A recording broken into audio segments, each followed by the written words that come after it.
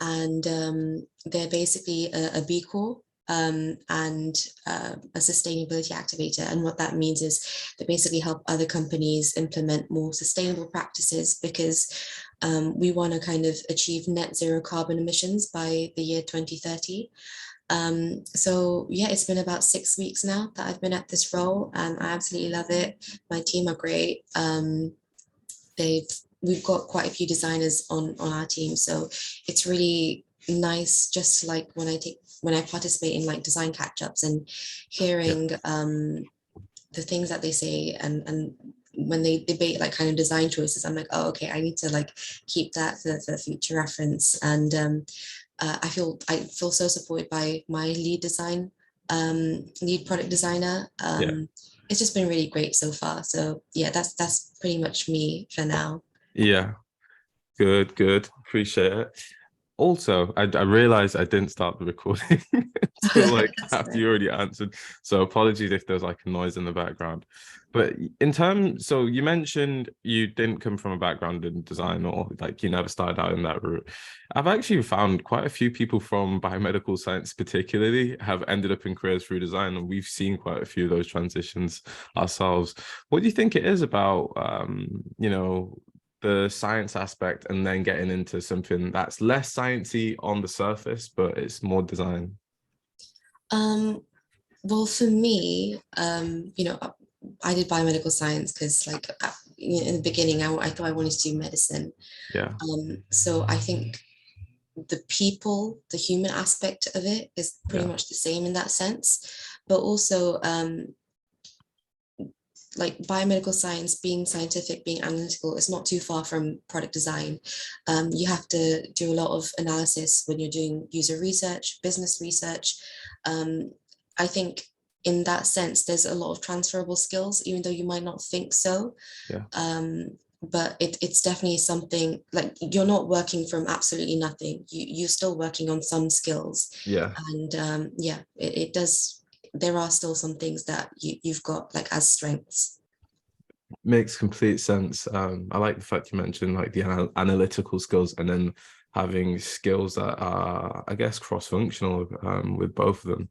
In terms of your previous role, what made you think about changing and delving into the world of UX or design?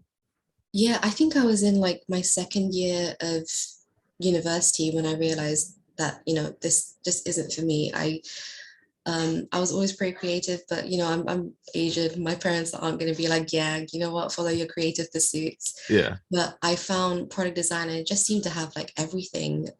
You're not just being creative, you're being, like I said, analytical. You speak to people. There's psychology involved as well, and I do like psychology. And it just seemed to like have everything. It's very multidisciplinary in that sense. yeah, And I watched a lot of day in the life videos on YouTube, and did some like introductory workshops at yeah, other places, just to see, just to get as much of a sense as I could of product design. And the more I kind of delved into it, the more I realized, actually, you know what, this might be for me. And then I think, once I got into Love Circular, that was it. Like, everyone was so nice and so welcoming, yeah, and very, like, considering the fact that I was coming from science, it was a bit daunting, because I thought, this is going to be such a huge change. And it may, in some senses it was, but the support was there, and that made the transition a lot more easier. yeah. I'm so happy it's worked out so far. How Yeah. did you find out about Live Circular? Just out of curiosity. It was on Twitter. I don't know how or who I got it from, but it was on Twitter. And Yeah, I think they were the only boot camp that I saw that, like, students were just like constantly saying, I've landed a role, I've landed a role. yeah, And so that made me feel a bit more secure, yeah, because, when it comes to boot camps, we do hear about General Assembly and Career Foundry and all of that. But I don't really hear from their students landing roles as much. yeah, I mean, I'm sure they do, but that's not as advertised. And when you are putting, because it's a pretty big investment with those boot camps, yeah, so when you are willing to spend so much, you kind of do want a bit more security. But with Love Circuit, it's so accessible yeah, financially, and just like the ways that you can pay for it as well. Because I did the installment plan, yeah, um, and like also hearing about the students landing so many roles on Twitter and actually like seeing people interact, like it just made me feel so secure in it. And I was like, yeah, I'm gonna, when the Friday sale came, Yeah. like Oh around my man, time, it I was makes like, yeah, I'm complete jumping sense. the gun, I'm doing this. Black Friday is an amazing period for many. Yeah. Oh, it makes sense. Let's talk about the process of, getting your role. What was that like? How did you find building your portfolio? Yeah, you know what? Don't follow what I did for my portfolio. I spent way too long on that. Yeah. Like there is frame. I didn't know about Framer like before, and I was like Yeah. stuck on Wix. Yeah. But yeah, I spent a long time on my portfolio. I kind of wanted to be personalized, and just like kind of showcase my personality where I could. Not that I'm saying like my portfolio is great or anything, but Yeah. yeah, I just wanted to look just a bit more colorful and put some effort into it and hope that that came across when hiring managers were looking at it. I did look at other people's portfolios. Like if you just like type in like great portfolio, UX portfolio examples, so many will come up. There's YouTubers that I follow, a lot of product design YouTubers, Yeah. and they gave me ideas as well. So, and of course, the Love Circular like portfolio sessions. Yeah.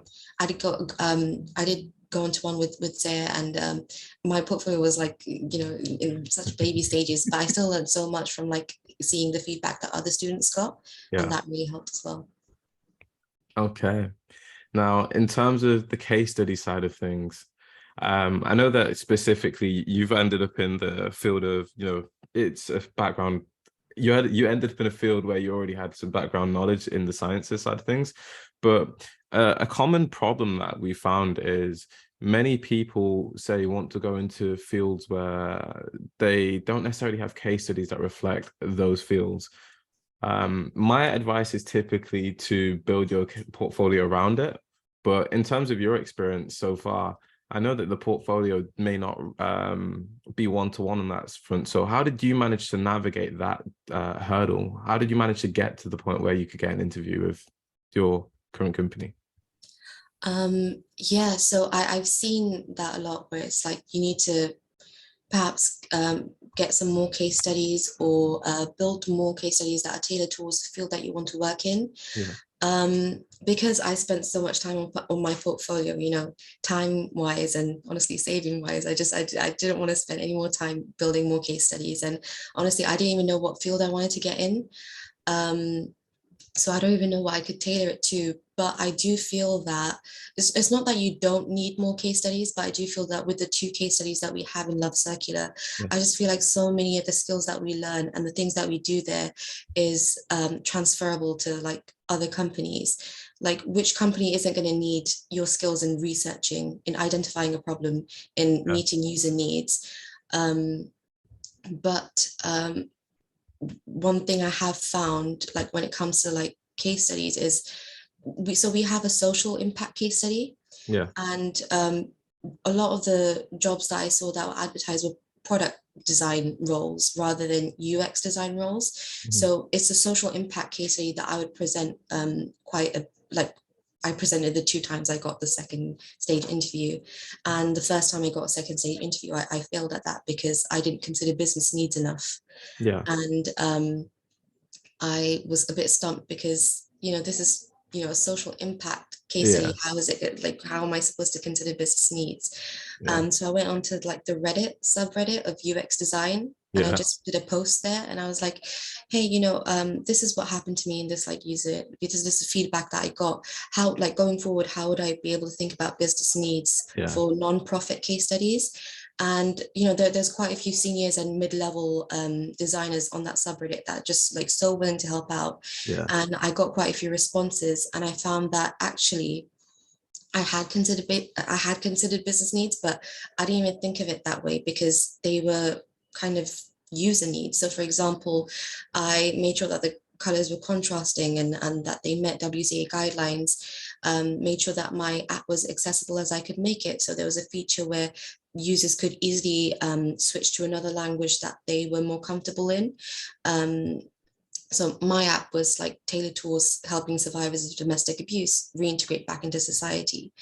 And like, having the option to speak into a search bar rather than just typing it out for users who may have dexterity issues or stuff like that. Yeah. Making my app inclusive that way and accessible that way, which is something that Love Circular like teaches us throughout the course.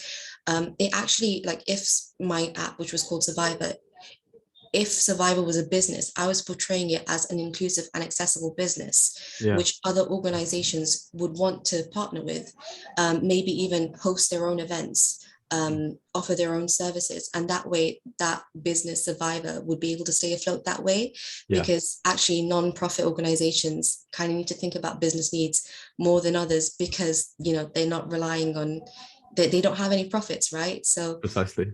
yeah, that was one thing that I learned. But also, what was, sorry, I have my notes here that I was trying to Yeah. look at.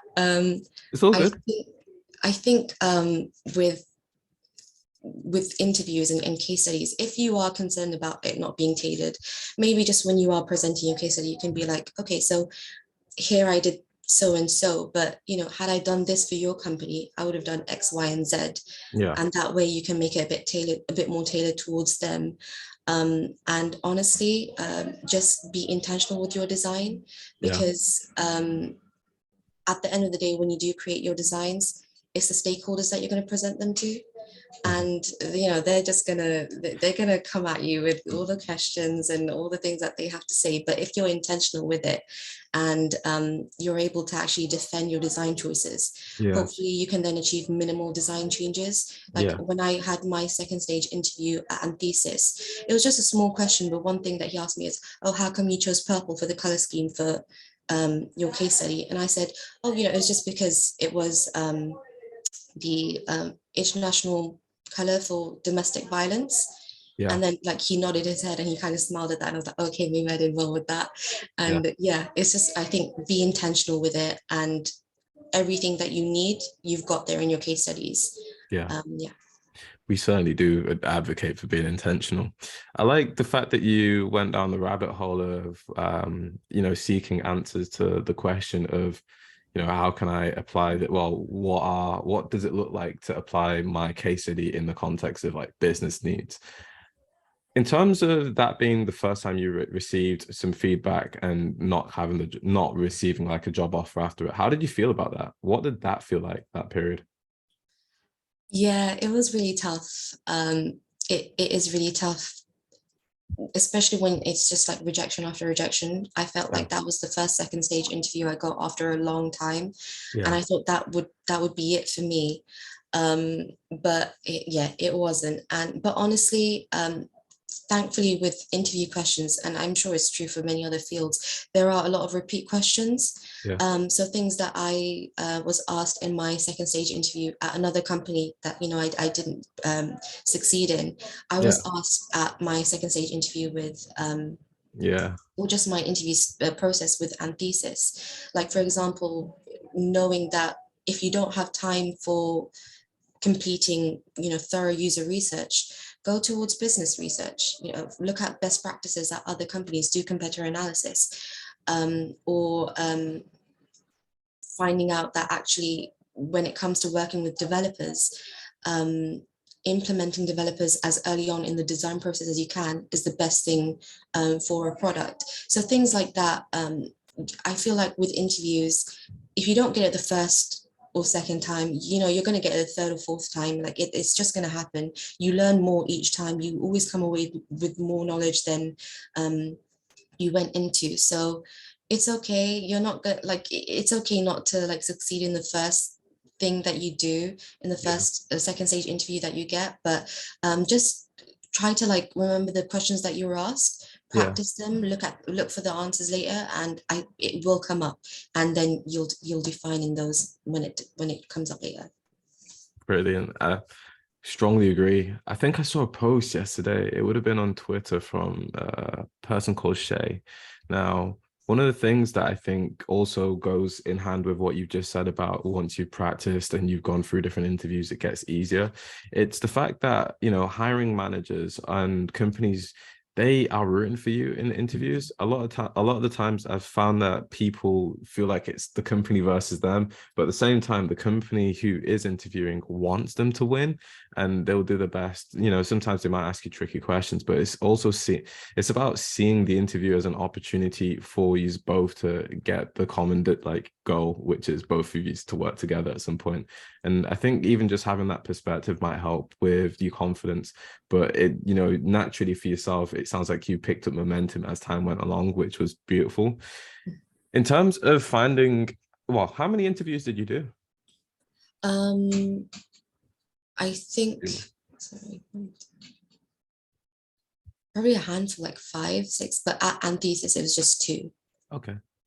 So five different companies roughly, or 5 Maybe, individual interviews?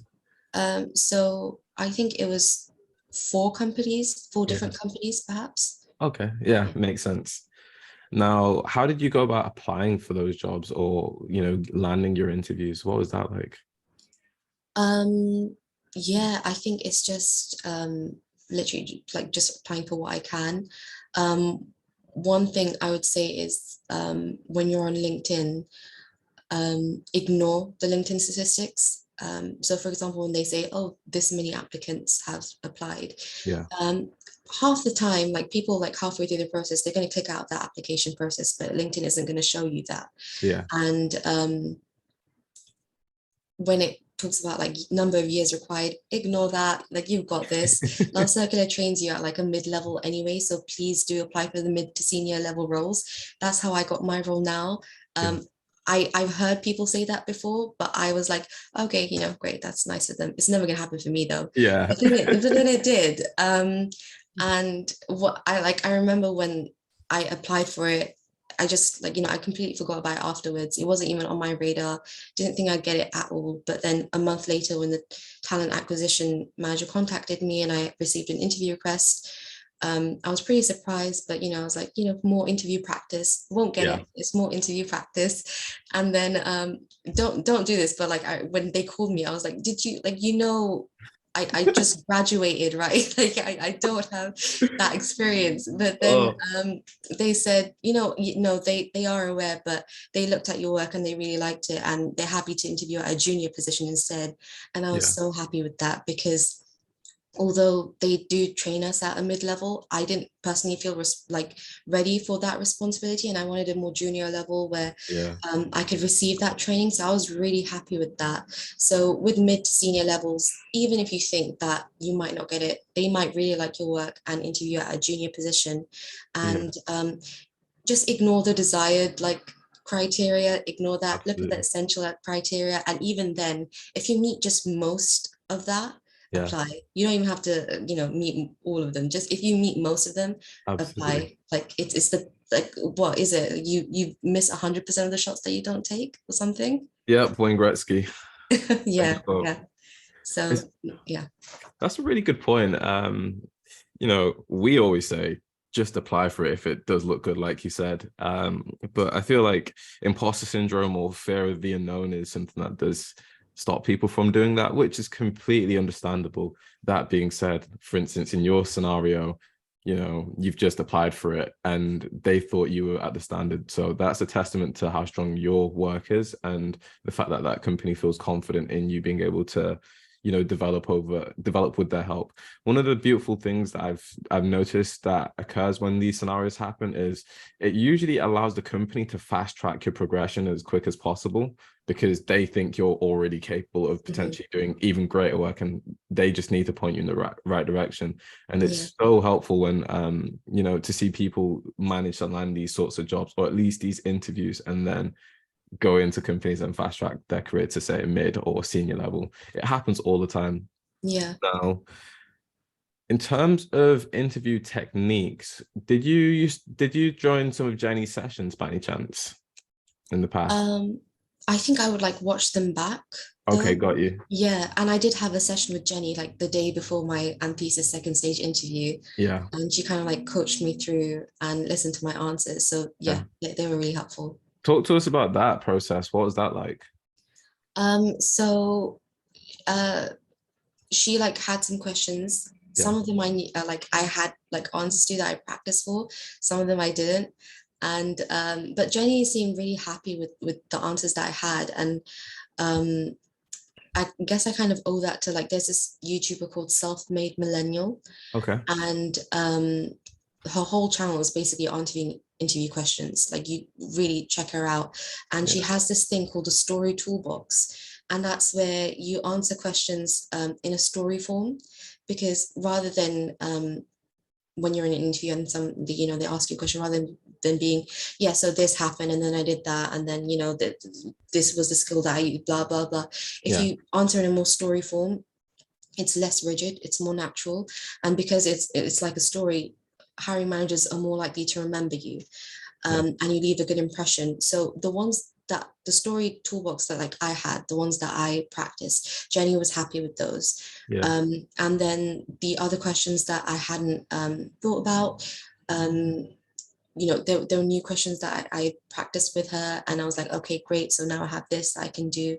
And some did come up, some didn't, but it's the more prepared you are, the better. Yeah. And I think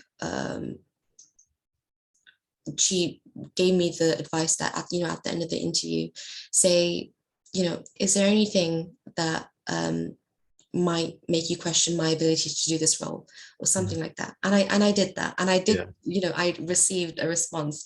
And they Yeah. asked me, like, oh, if you have a design choice, if you have your design decision and then another designer has theirs, but you think that yours is better, how would you kind of like deal with that? And I Yeah. just said, I just go back to, like, business needs, user needs. Is it meeting the needs of the users based on research? Is it meeting the needs of the business and what the stakeholders are looking for? If I Yeah. believe that my design does a better job of that, I will advocate for it. But if I find that the other designers one does a better job of, like, completing all of that, then of course I'm happy to have that design move forward. And if anything, I just get to learn better about, like, in future scenarios, how I could approach a design. Yeah. And that was something that Jenny actually, like, ran through with me. So Yeah. I was really happy with that. And Smashed it. after I answered that, like, one of the interviewers said, yeah, I don't think there's anything else that you need to kind of expand on. So I was like, okay, great. Yeah. Oh, that is brilliant. Yeah, it makes sense. Also, on that same answer you just mentioned, you could always say, well, we can test. Oh, yeah. At the Yeah. end of the day, testing is the true definitive way to find out whether a design works or not. So yeah. But yeah, it sounds like you did really well with that question. Jenny actually asked that question in her interview, and I can tell you now, as a person who's been on the hiring end, that sort of question is it's so awesome for interviewees, simply because it puts a lot of pressure on the hiring manager to then tell you their gripes, or it's like it puts them in a tough spot. And it's one of the best ways to reinforce your strengths, your confidence, and your ability to answer a question. So yeah, smashed it on that one, to be fair. In Yeah. terms of your new role, you've been in it for around 6 weeks Mhm. now. What does a day in the life currently look like for yourself? So this is what I love, right? Because though it's a product design role, Yeah. so far I've been doing UI work, which I really love. But the Yeah. thing is, the company is just so big.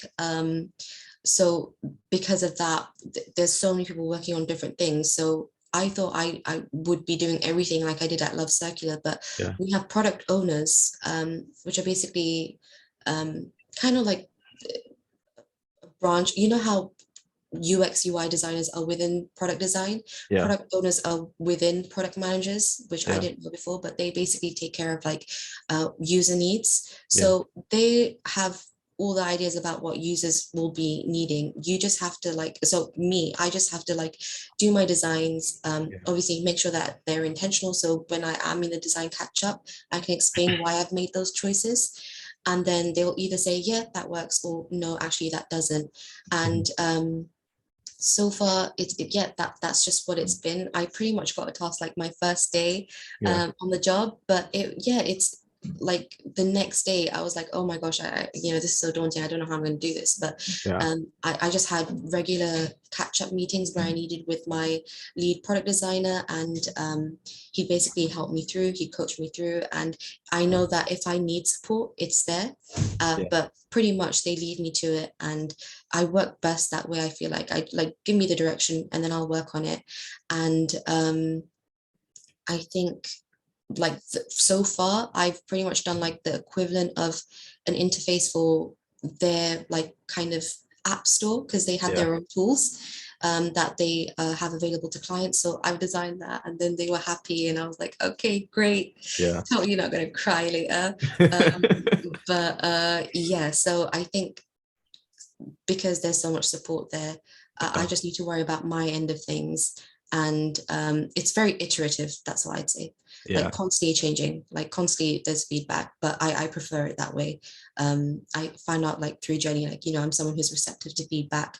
And yeah, so it's been pretty good. I think it depends on where you work though, because startups, it's not going to be like that at all. Like you're going to be doing, I think, everything at a startup. Yeah. But with bigger companies, which is what I wanted, yeah, there's more support there, and you're going to be doing like rather like a part of a big project rather than a whole project on your own. Yeah. Yeah, it's a good point. I like the fact that you made the distinction between the two, as many times people ask what's the real difference between going for a really small company versus, say, trying to get get a role at a bigger company. And yeah, you've hit it with precision, the answer. So I appreciate that. Just as a quick FYI, if anyone does have questions, feel free to drop them in the Zoom like chat, and I will get to them as soon as I can. One of the things that I'd love to know was, did you negotiate salary by any chance? You don't need to specifically state the figure, but did you negotiate salary while you were in your interviews? I didn't, but the thing is, like I remember when I was applying for roles, Yeah. I actually like left my previous full-time job when I was like beginning to work on my portfolio, because Yeah. now was the time that like I had my little savings, and like now was the time that I fully wanted to delve into design and just Yeah. focus on that. And so I've been like unemployed for quite a while, so I was like, I'll take anything, just give me a role, I'll take it. But so what happened was, like I remember there were like so many like minimum wage jobs that I was rejected from, internships that I was rejected from. Yeah.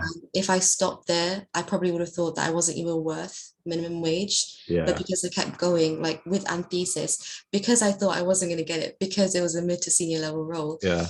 they were advertising 45,000 to 50,000. Yeah. And I was like, okay, like I did considerably less than that because of my experience, but it was considerably more than what I thought I could get, even though it's market rate. Yeah. It's literally normal. You should be getting that. But Yeah. because of all the rejections I faced previously, Yeah. I didn't think I'd get that.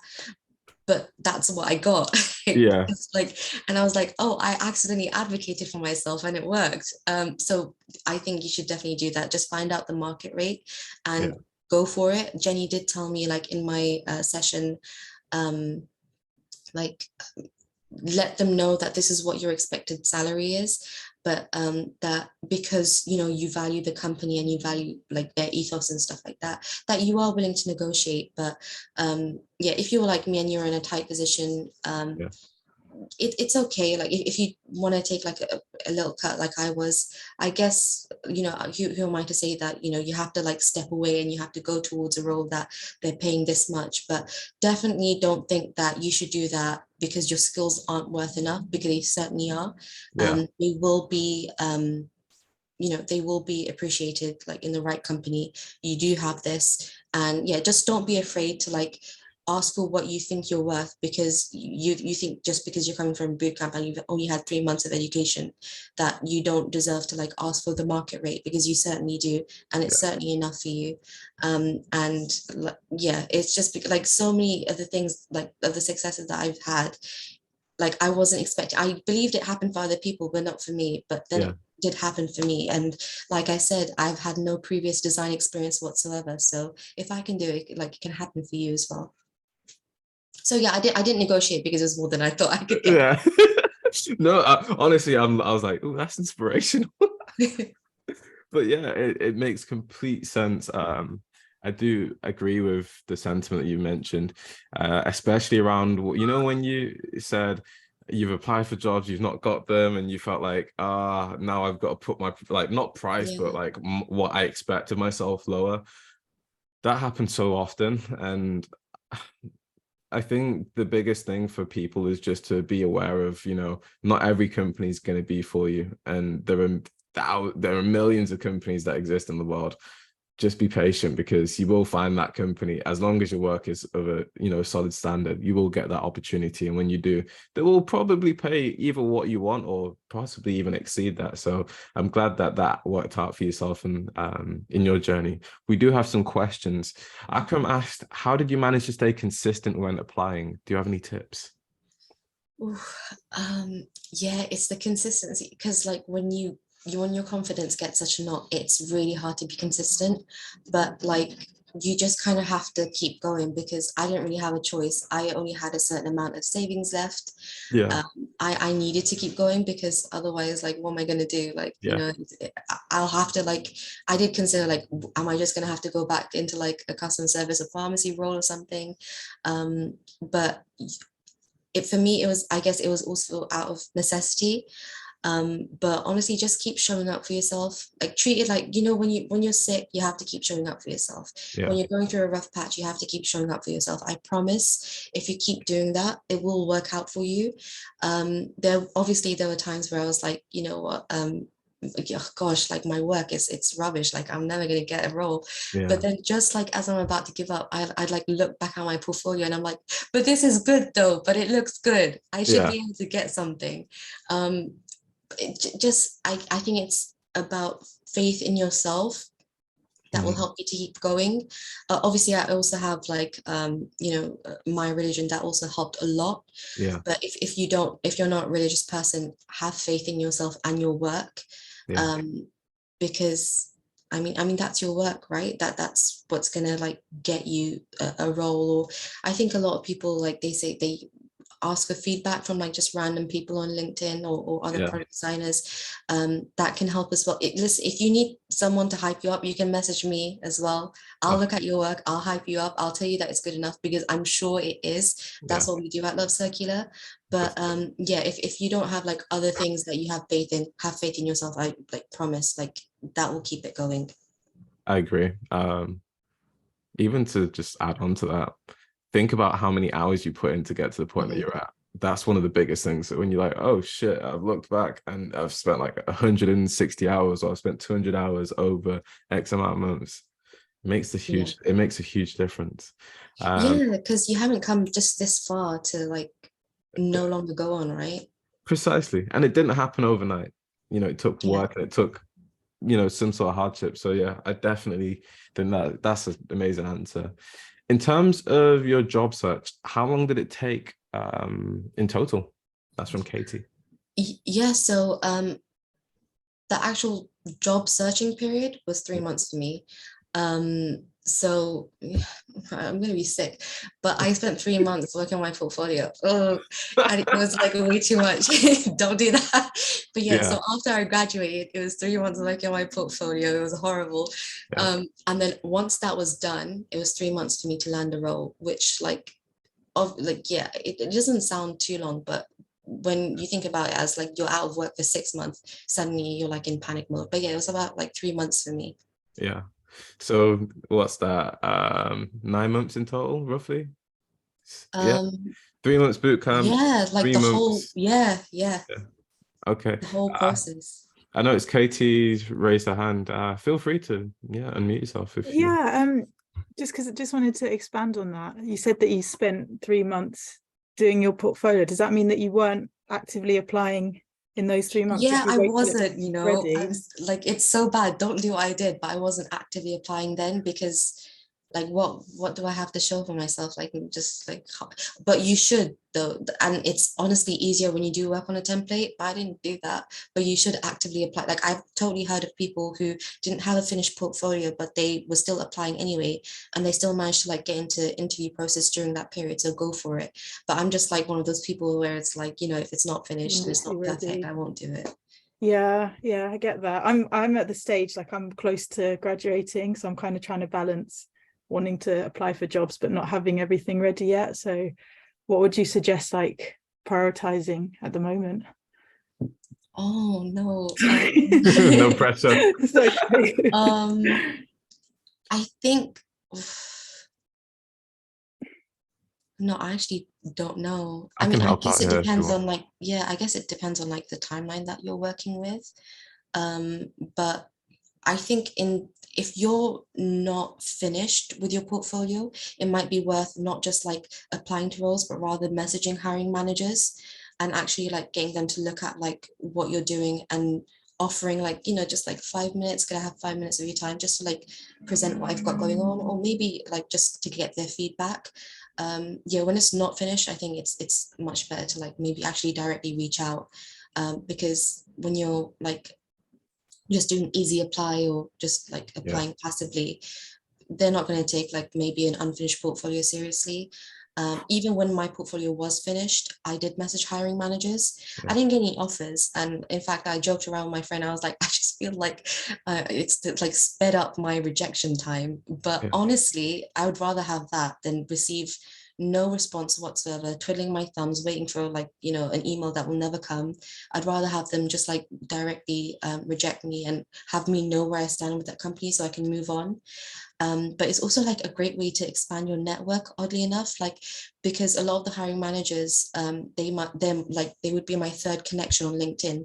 Yeah. So I would have to send them a connection request, add a note introducing myself. And then I've had a few of them not even respond to me, but they will like accept my connection request. And that way I've like expanded my network without even knowing. And that way, like in the future, if they ever have a job opening available, you're now in their network and you should have more experience by then as well. And at least, because I think with passively applying to stuff, if you think like it's easy for me to say, don't be too disheartened, but I was, but like if you think that they've looked at your work and then rejected you, that's being optimistic, because more likely than not they haven't even looked at it and rejected you. Like I went to a career workshop and they said, most of hiring managers, they like just discard like 50% of applications, so they probably even haven't looked at it. But if you message them, at least they've acknowledged you and have looked at your work, and yeah, that's better for you. Thank you so much. I know other people have questions, but yeah, I just wanted to say this is really inspiring and really great. Oh yeah, no worries. Thank you. Thank you for the question, Katie, as well as that, Nourita. That answer was incredible. Yeah, well handled. There are many points there that I think you touched on, which they're so helpful. For instance, in terms of the portfolio side, many people are in this position where it's like, I've got projects that I'm working on and I've got portfolio. Which one do I do first? Yeah. I typically advocate for, saying, okay, just focus on your portfolio. If you use a template, you should be able to get it done roughly in 2 weeks, even less if you work really hard on it. But as soon as you've got that, go out to hiring managers, similar to what you just said, find hiring managers, increase your network, increase your ability to see where the opportunities are. And yeah, spot on in terms of how things do compound. Over the years, people do land jobs, their second jobs, literally through those connections. We've seen it at Love Circular already. Quite a few people that have landed their second jobs do it through LinkedIn because they've been connected to someone in the past. And yeah, it does happen. I can't echo that as any more than I already have. In terms of, Stephen has a question in terms of your portfolio. I think in terms of sharing your portfolio, with this, just because of the time and everything, if possible, are you able to share your portfolio in a channel later on? And if we're happy, if Stephen's happy, you might be able to run through it a little bit. But if not, like even a link would be helpful later. I can send it later. Basically what happened is I had to cancel my subscription because of savings, but like now that because today's payday, now that I've got it up, I'll get it up and running again, and then you guys can look at it. Yes, I'll be more than happy to put that in the link afterwards or in the channel afterwards. Yeah. Oh man, it got real. It got so real. It got real. This job couldn't have come sooner. I completely get it. I missed a question from Eugene. Eugene asked, was there anything in your interview that you did or said that made you stand out from other candidates? Yeah. I think it was maybe the tip from Jenny, like asking afterwards if there's anything that they have, like any doubts about me that I could like clarify right there and then. I like something that the interviewer said as well, like at the end was, I think you've answered all the questions pretty clearly, whereas other candidates, they kind of like go in a roundabout way of explaining things when they clearly don't know it. I think to help with interview answers, one thing, like, so about me, right, is like I get interview questions, I write down my answers and I practice until it comes out naturally. But when I get a question that I haven't practiced for, I get so flustered. Yeah. But what I've noticed is if you're aware of UX just in your daily life, in your surroundings, and if you just read articles, I think just here and there, like you don't even have, like, I'm so lazy. I it's not like I keep up to this, like with stuff like this, but I just like happened to read an article like a couple weeks before my interview, and they asked me what inspires my designs, and I said, well, UI wise, I'll go and dribble, but UX wise, I just recently read this article that talked about like omotenashi, which is like looking at UX in Japanese hospitality. And it's basically the practice where they don't just like meet user needs, they anticipate them as well.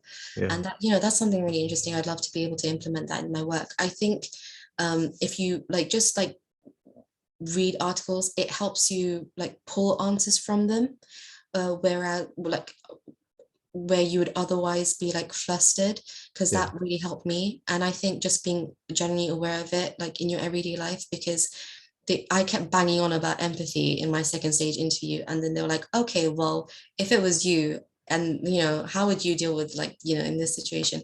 And I said, oh God, like what am I going to do?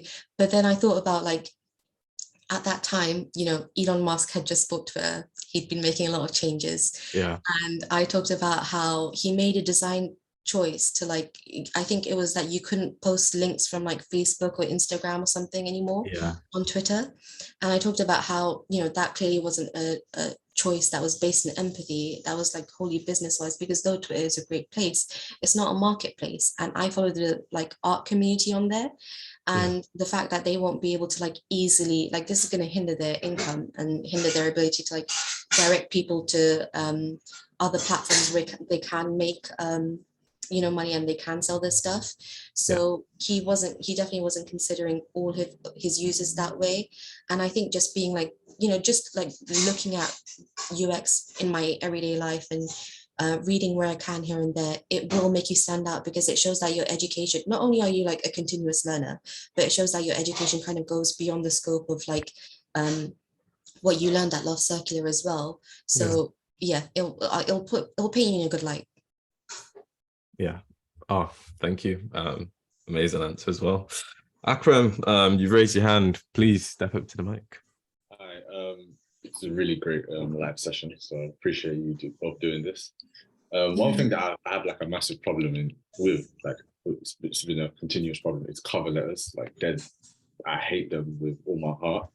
Is there a way to like, I don't say write a generic cover letter, but like write a base cover letter and be able to use that throughout the process of applying? Because if I have to create a cover letter for every single role, I think I would. Unfortunately, like I actually, like when I was doing cover letters, I did tailor them to each company, and that meant that I was like having to research them for every single cover letter, just like very briefly, but it does get very exhausting and it is very tedious. But I did follow Jenny's recommendation of the sandwich, where you kind of like open with why you want to work with them, and then the filling of what exactly you can offer, what you've done, your experience, your skills, and then you close it up with the second slice of the bread, which is how your values align with them, and just kind of like reiterating exactly why you want to work with them. I can, send like what my cover letter that I wrote. It's nothing great, but like, just like if it helps. And I would even like tailor like the colors with the colors of the company. I think that's a trick that I learned here. Like if the company like has the color scheme of like blue or something like that, like I changed my colors of on the cover letter to that. And yeah, I think they'll like at least appreciate the effort that you put in. And like if anything, like I did feel like I started to get more interview requests once I started doing cover letters. And then yeah, like it's just unfortunately one of the things where you kind of have to like put in the effort with them. I feel like my CV I didn't tailor at all, but my cover letter I did. My CV actually I got it from, there's like, yeah, I think I mentioned Chun Buns. Yeah. Mm-hmm. I could help there as well. I think we do have a template in the careers material that Jenny has put together. Have a look through there, Akram, because I believe she did put it together, and you've got like a base reference of what cover letter could be like. Also, I don't know if anyone's used ChatGPT. However, this is one of the use case scenarios where you can use ChatGPT. I've definitely advocated for this recently, especially if someone's not used a template within the careers course material. Like you could literally go on ChatGPT, write the company's name, talk about some of the strengths that you have. So you might say, like, for instance, you can use the sandwich technique of why you're interested, bullet point these things, and then ask ChatGPT to write something, maybe put a word limit to say, only 400 words, 300 words, if that's what you want to do. And then from there, it's done the heavy lifting for you. After that, it's really a job of correcting things where it's like, okay, maybe this doesn't really work for how I want to position myself. But at that point, you've already, got a head start, and you didn't really have to do as much of the heavy lifting. I certainly advocate for it. It's smart work, and it's not necessarily a lie as long as you do edit your work. Well, edit the work from ChatGPT. All right. Yeah, I wish I had that around. No, like no one thinks about it, but it's a very handy tool for little things like this. I don't know if anyone's seen as well, side note, you can do user research using ChatGPT as well. There is a link within the community, in the community channel that actually talks about this, and they give you like loads of prompts. But yeah, that's enough about ChatGPT. Definitely using it. Thank you both. All good. Now we have a question from Jack. Jack has said, thanks for your time. You speak really well, and it's interesting hearing about your story. I was wondering about the flip side of some of these questions. Was there anything that didn't work for you at all and you wouldn't recommend doing? Yeah, I guess so. So the portfolio thing, don't take too long. Yeah. Is there anything I don't recommend doing? I guess no. I mean, like when you want a job, like you pretty much go all out for it. And like I guess the earlier you can start with messaging hiring managers, the better. Yeah. And is there anything that I'm just looking at my notes? Yeah.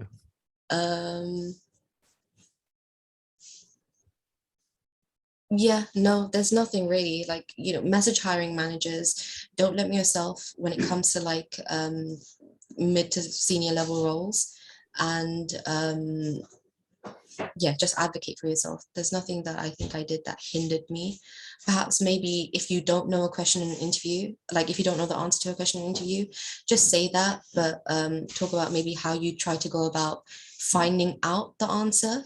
But don't pretend like you know, because that can be quite insulting, because these are people that are experienced in their fields, and they'll like, they probably already know the answer, and then, someone's trying to tell them the wrong one, it's going to rub them the wrong way.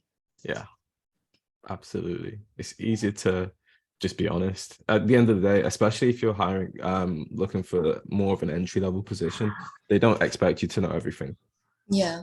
But, a great attitude and being honest really does help here. So yeah, that makes complete sense. Just before we do wrap this up, does anyone else have any other questions? I can see quite a few other people in the background chilling out. Are there any questions from yourselves? Oh, my dog wants to get involved now. Let me think if I've got a question. What does the future look like for your career at the moment? What do you want to do? What do you want to achieve over the next, few years with the company that you're at right now? have you got any goals?